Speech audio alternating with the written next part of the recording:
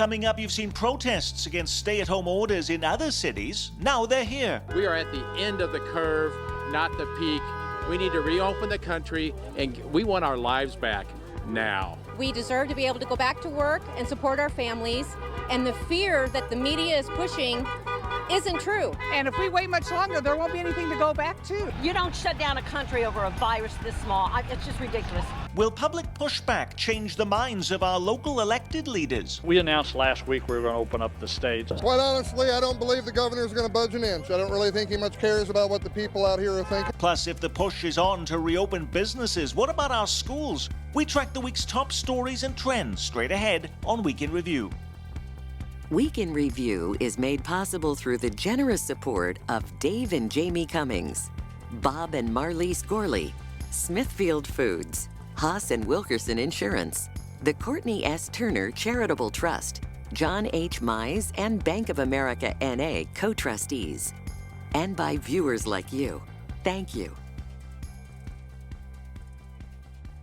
Welcome, everyone. I'm Nick Haynes. Great to have your company as we dissect the most impactful news stories happening where we live. I should point out, we are a pre-recorded program doing our best to tackle the fastest moving news story of our time, but we've never worked harder to keep this program going and to keep you informed, and I'm grateful for our journalists who make that happen. From KCUR News, Steve Kraske is with us, and from the Shawnee Mission Post, Jay Center. KMBC 9 chief political reporter Michael Mahoney is also on our video wall. He is actually coming to us from Topeka. That is not a virtual background. That's where you'll also find Pilar Pedraza, longtime Kansas government reporter for the ABC affiliate in Wichita. She's also, by the way, the host of Kansas Week that runs on PBS stations across the Sunflower State. Great backgrounds, folks. We really appreciate that. Thank you also to this digital technology that allows us to cast a wider geographic net this week. We just saw all those protesters. They're angry, they're distrustful. Some of them say they're financially devastated or soon will be. Is there any evidence, Steve Kraske, that they're impacting the decision-making, though, of local and state officials? I don't think officials, Nick, would acknowledge that, but clearly something's happened here. If you only look at the words of Kansas City Mayor Quinton Lucas this week, he thought he had an agreement from all the area leaders to sort of put off a reopening until the middle of May. Suddenly, different governments, including Clay County, have moved that up to the first 3 or 4 days of May, Nick. And Quinton Lucas is clearly upset about this. He's saying these other leaders are blowing with the political winds, which is a not too veiled shot at them for blowing with the politics, going with the politics of this moment instead of what's best for their constituents. Michael Mahoney, you were in Jefferson City and Topeka this week. You were also in Kansas City. You saw all of these protests. I didn't see a lot of social distancing going on at these events, but it didn't seem that law enforcement cared too much about that. No, there wasn't much social distancing taking place at the rallies in Kansas City or in Jefferson City. I suspect the same thing is going to be true over here. To Steve's point a moment ago, the mayor's flat disappointed about this. He thought that he had a deal that stretched back till about last week when the different medical directors, 9 medical health directors, all signed off on this May 15th extension to May 15th. That would have included Clay County.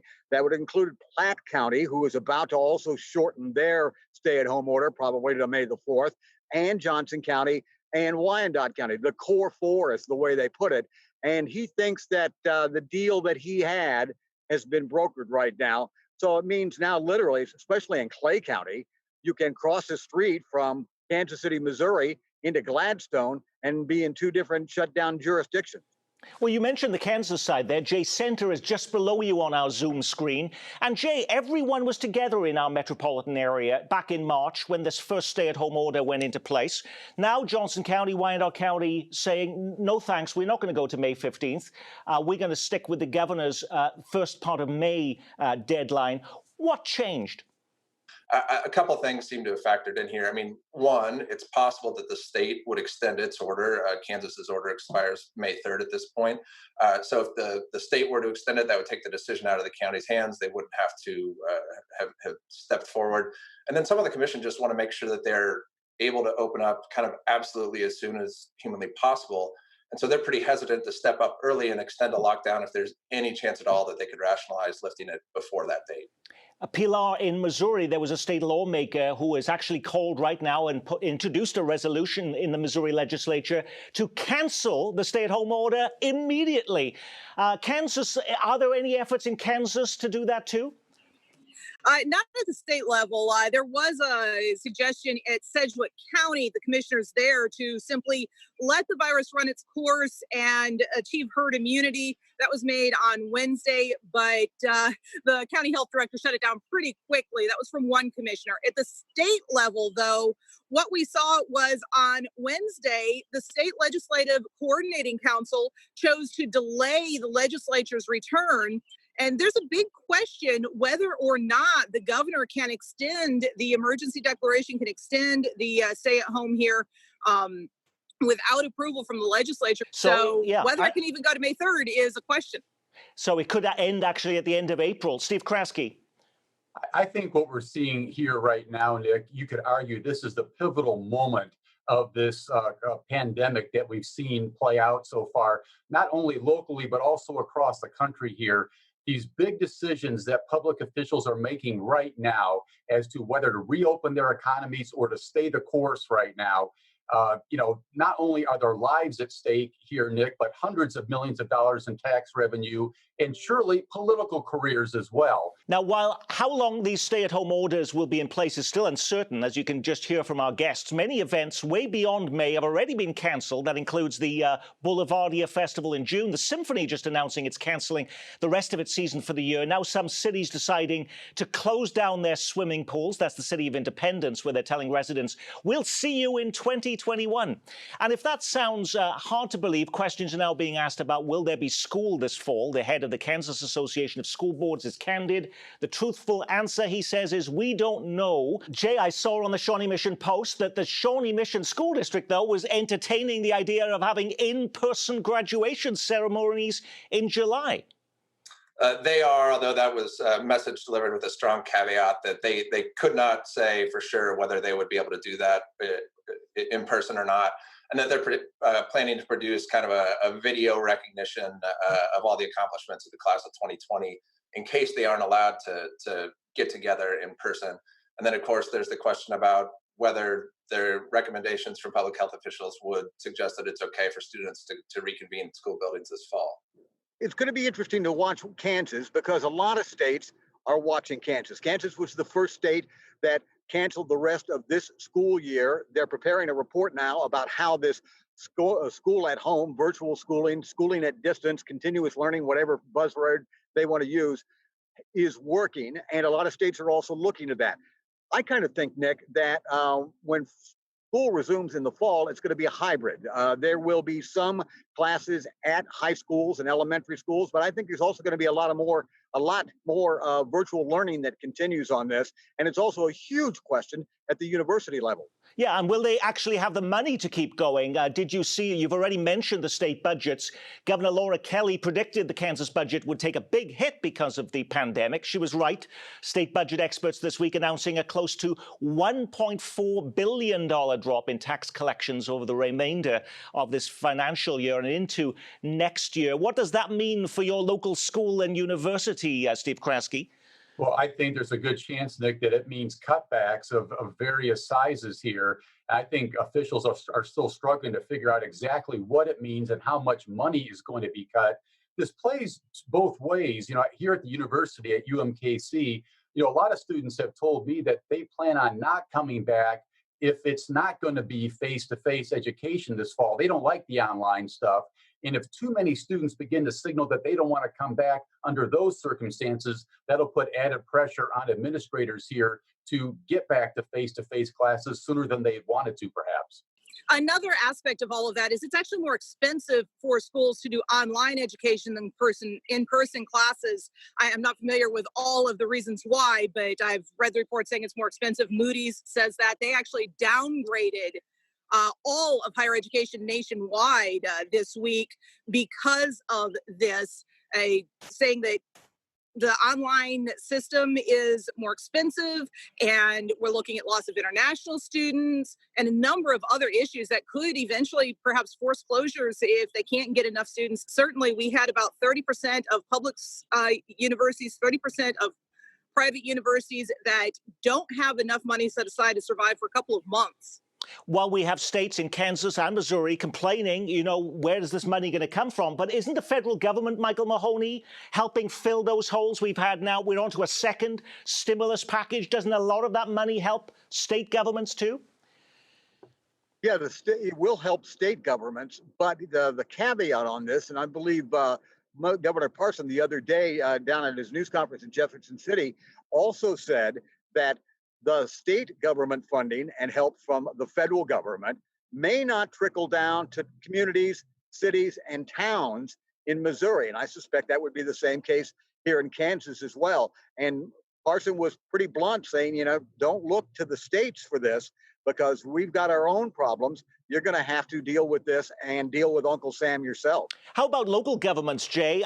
Do we have Overland Park and Mission and Roland Park and Leawood and the county itself panicking now about shortfalls in tax money coming in? You have the city of Overland Park basically holding back on planned raises for city staff, public safety staff, as well as kind of frontline staff. Basically saying, listen, we know that the hole that we're going to get in our budget from the drop in sales tax revenues is going to be pretty devastating. Pilar. We've got one small town in western Kansas that actually has already started laying people off, made a 6% across the board budget cut because of these fears. So yeah, it's very definitely hitting the city and county level already.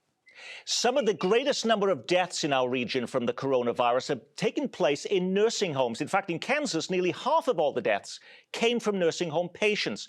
In Wyandotte County, 27 people at the time of this taping have died in just one nursing facility. That's River Bend, about 3 miles east of the Nebraska Furniture Mart. Now, what surprised me about this story is family members claiming they've never been notified by staff of the COVID cases at the facility. And there are cases of the virus in dozens of other facilities, but public health officials have declined to release the names of those places. Why, Michael? They will say it's a privacy issue, but this has been pretty problematic, especially in Kansas with the clusters, the deadly clusters showing up in some nursing homes.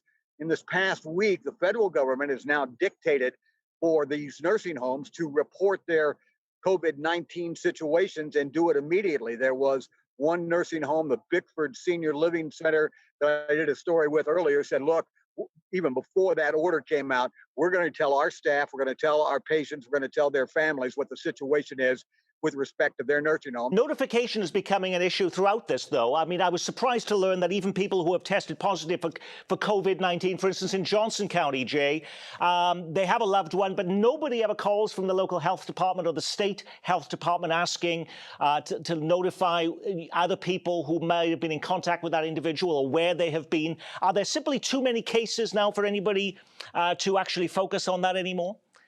I don't think that is maybe the bottleneck here. I mean, part of the issue is that the county has been very focused on trying to expand its testing capabilities. It like communities across the country, has had a real hard time securing a reliable system for administering and reporting tests. The contact tracing part of this is something they're going to have to get in place if they're going to safely be able to start reopening parts of the economy. But officials have said that, part of the reason they're not reaching out, doing more of this contact tracing in relation to the nursing homes is to protect the privacy of those individuals and avoid stigmatizing the residents in the homes themselves. This has been an absolutely untenable situation at many nursing homes in our area, Nick. Story about one 88-year-old man released from a home. The family had no idea there had been an outbreak in the home. The man died 2 days later, and now his son and daughter-in-law both have COVID-19. They had no idea there had been an outbreak in the home where this man had been living. The good news here, though, Nick, is that the Centers for Medicare and Medicaid services recognize this problem. They stepped in with new regulations requiring notification to be made within 12 hours if a resident is testing positive for COVID. We're actually getting viewers here at KCPT, though, who are infuriated about what Jay just mentioned, and that's that testing question. And they say, we keep hearing from locals like Dick here, a KCPT member, who says, why do they keep saying there's no testing available when the federal government is saying there is tests? Where is the breakdown happening? Is there tests or not, Michael? Yeah, there are tests. The issue is, are there enough tests? And the answer to that appears to be no. But we hear from like Dr. Burke saying it is available. Testing. I just talked to Missouri Governor Parson this morning on Up to Date, Nick, and he, like so many other officials, keeps saying he's confident more tests are going to be arriving soon. He's making decisions based on the idea that those tests will be made available in the next couple of weeks. But there's no certainty of that as we sit here today. Now, over the weekend, a federal judge blocked Kansas Governor Laura Kelly's order restricting church services during the pandemic. But if you thought that was the end of the matter, think again. This week, that same judge in Wichita began hearing legal arguments in the case that pits public health concerns against religious freedom and free speech rights.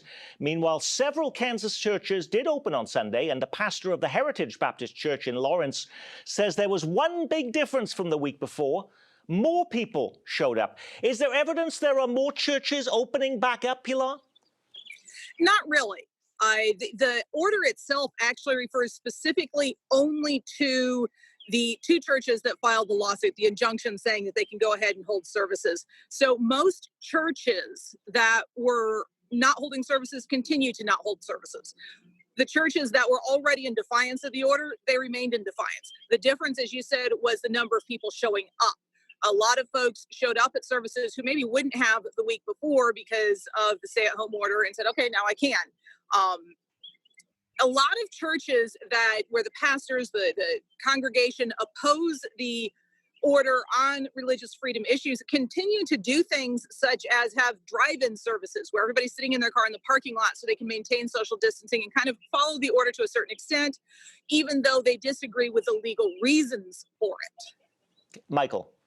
One of the issues is the people bringing this lawsuit say, in effect, hey, if the liquor stores are considered essential, certainly the churches should be. They believe that they are being treated differently than the essential businesses that are being opened up. And that's what Judge Brooms ruled on, was that whether the equality of it was being applied across the board. It wasn't so much an establishment clause issue in his ruling, although the plaintiffs believe it is.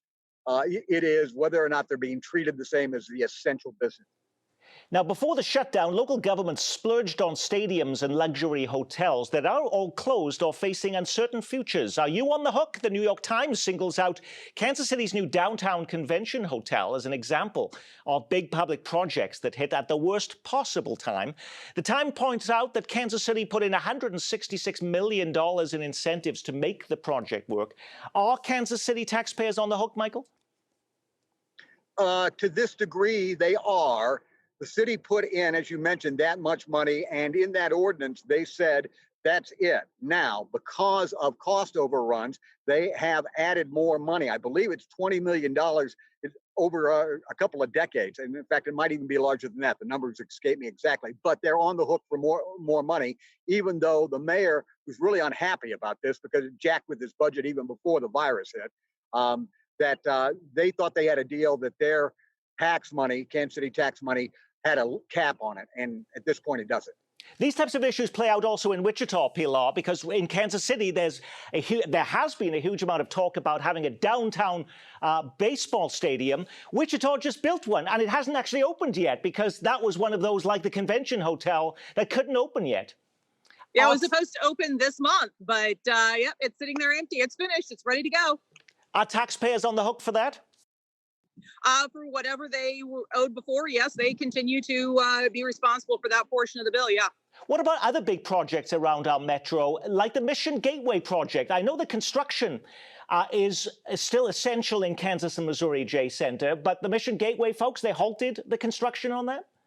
They halted the construction of it about a month ago and said that they were going to put a 30-day-ish stop on it and plan to resume once I believe the stay-at-home orders had been lifted. But here's the thing. So the big projects that they have planned for this piece of dirt that has been vacant for so long that people of Mission have really, really been eager to see something going on. It's a movie theater, zip line course, escape room, restaurant combination.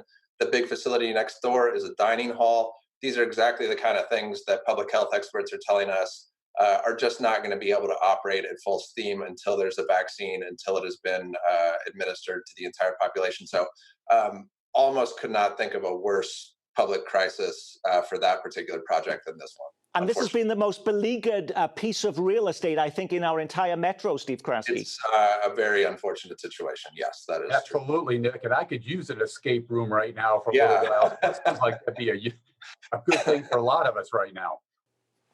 Now, while we're looking at the week's news, we can't always get to every single big story. When you do a program like this, we try to get to as many as we can. What was the big story we missed? Missouri making national news as the first state in the nation to slap a lawsuit against China over its handling of the coronavirus. The state's Republican Attorney General says Beijing lied to the world about the danger and is suing for suffering and economic losses.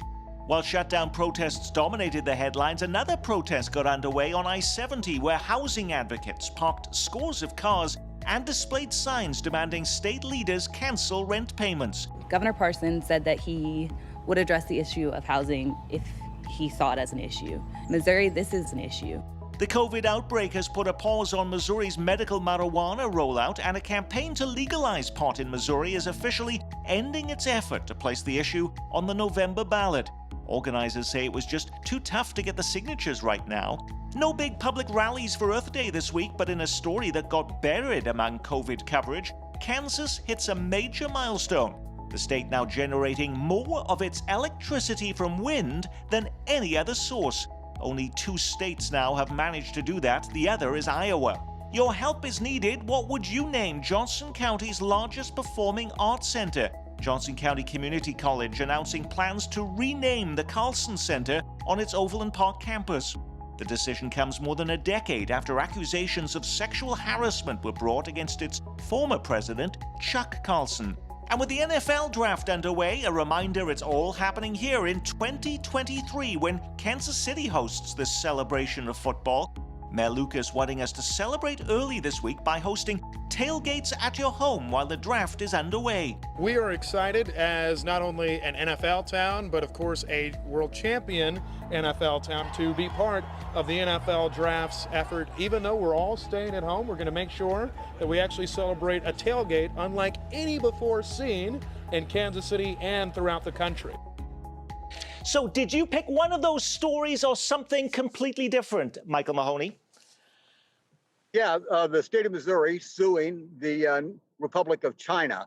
Now, it's going to be a long shot suit because states can't sue sovereign nations. But beyond that, inside, there are some conservative legal experts and scholars who believe that there's a wrinkle in this case that might let the case proceed a little bit. And that is that members of the leadership of the Chinese Communist Party who are not in the government, but yet obviously run the government, are defendants in that, defendants as individuals. And they think that's a legal wrinkle that puts some interesting colors to this case. So watch this lawsuit as it goes forward with members of the Communist Party of China. Did you pick one of the stories on my list, Jay, or did you have another story that was completely different? I thought the renaming of the Carlson Center at Johnson County Community College, or the potential renaming of it, is pretty big news. You've had people on campus, faculty, students, staff, for probably the better part of a decade, suggesting it was time to reconsider naming it. Charles Carlson, the former president who it was named after, stepped down in 2006, a couple of years after sexual harassment allegations surfaced. They were never fully vetted. He stepped down voluntarily before that, but in the wake of the Me Too movement, there's been increasing pressure to take a look at renaming that. And so it's not because of the coronavirus as to why now that you can do this when there's less attention being paid to it? I don't believe so. I mean, you do have the president, Joe Zopchik, stepping down this year. And so his exit might have created a little bit of a path to bring this up as he's walking out the door. Have your readers come up with any interesting names that they could come up with for the largest performing arts space? We'll see what they come up with. All righty. Pilar, the big story we missed, was it one of the ones I selected, or did you have something completely different? Totally different. Where's my stimulus check? That's the big question we're getting from everybody, whether it's I changed my bank account since then, I got divorced and we don't have a shared account anymore. My husband got his check, I didn't. Why? Everybody wants to know where their stimulus check is. There are so many questions and a lot of little details that it feels like the federal legislation left out when planning this. You know, I'm pleased you say that because we didn't get ours, and I've been wondering about that question too, so I'm pleased I'm in good company. Steve Kraske. I picked something completely different too, Nick. I picked the ongoing concerns over the safety of those Western Kansas meatpacking plants that are causing a lot of concern in Kansas and really across the country. We do already have, Nick, some positive cases reported at least 2 of those plants out there. State officials are rushing in with more testing, trying to get a handle on it. But keep in mind that these plants provide something like 25% of the production for all the meat processing across the country. If there are big problems at those plants, there could be big problems in your grocery store pretty soon. And I was amazed, though, that there was no effort, though, to close them. Not yet, because they provide so much meat right now. But officials are watching very, very closely, Nick, to see how this health crisis out there in those plants transpires in the days to come. Steve, Mike, Pilar, and Jay, thank you so much for dissecting the week's news with us. And my big story we've missed is that there's still plenty of kindness going along all around Kansas City. Yes, people are making face masks in their home. And another little act of kindness, I actually got, somebody sent me these tea bags this week, Downton Abbey tea bags through the mail, at a time when so many people right now, you hear about alcohol sales going up through the roof, and 40% of Americans are drinking while on the job. I'm going to brew a nice cup of tea to celebrate you for watching this program right after this show. I'm Nick Haynes from all of us here at KCPT. Keep calm and carry on.